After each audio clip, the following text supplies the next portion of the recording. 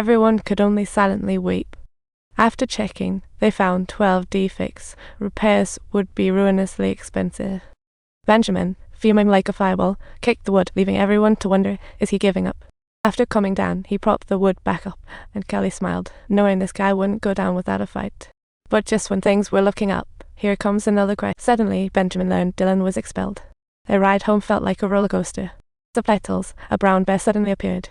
Benjamin instinctively protected his son, recognizing the guest as Buster, the family's exotic pet. How this guy managed to break out is anyone's guess.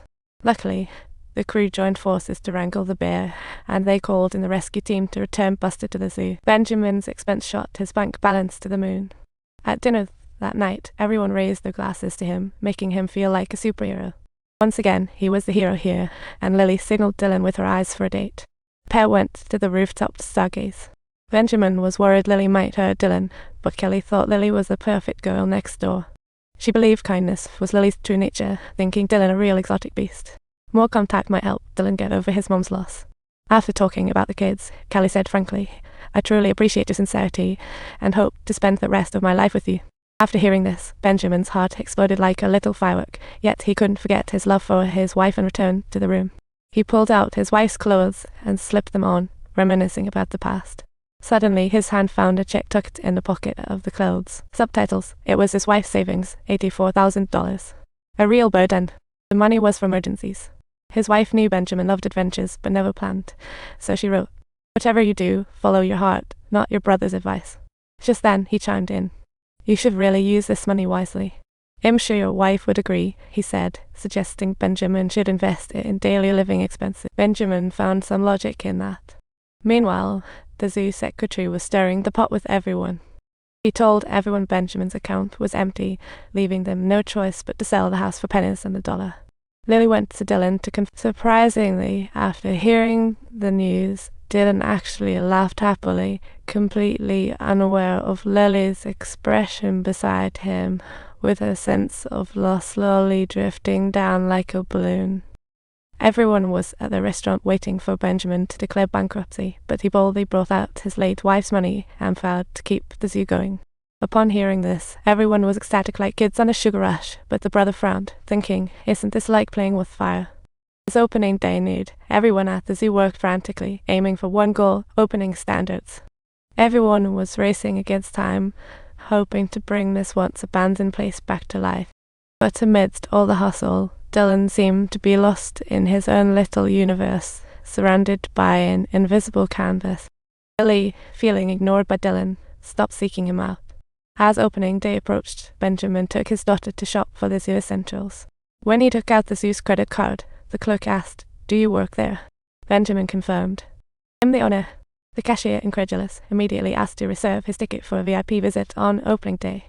Everything seemed to be going swimmingly, but then the aging tiger had a sudden crisis. The tiger refused to eat fresh food and barely got up, but Benjamin, stubborn as a mule, refused to throw in the towel. Just like he was not willing to let go of his memories of his wife. "Try to keep staying with me, buddy. We're nearly there. You've got to follow me closely." Heartbroken, he returned to his room and flipped open the old photo album, but couldn't bear to look for that day. The tiger climbed the rockery, refused to come down, and Kelly knew its life was ending. Continuing like this, things were pointless, and the tiger was suffering every day. Benjamin, however, stubbornly believed that as long as there's life, there's hope. So Kelly snapped and said, "You know what? I feel like we're stuck in our own little rooms. Just look at his feet, man. He's suffering like there's no tomorrow. I can't just stand by and watch. He's in so much pain. They might not tell you, but trust me, their bodies are talking." "Wait, what?" "Don't push my buttons or things could get really serious. I know what I need to do. I'm really sorry, but you just don't get it." Later, Kelly realized her part in this mess and went to Benjamin's house preparing pizza for the kids. Benjamin didn't return until late. For the first time, he shared with Kelly why he moved here. After his wife's departure, everything in the house reminded him of every restaurant and coffee shop we used to visit. I would go out of my way to avoid. I dread facing those beautiful memories alone. They cut deep. Not to mention the kids. They remind me of my wife, especially Dylan's eyes, as if she's watching me. Whenever he looks at me, it's like him staring into my wife's gentle gaze, but he lacks a carefree expression.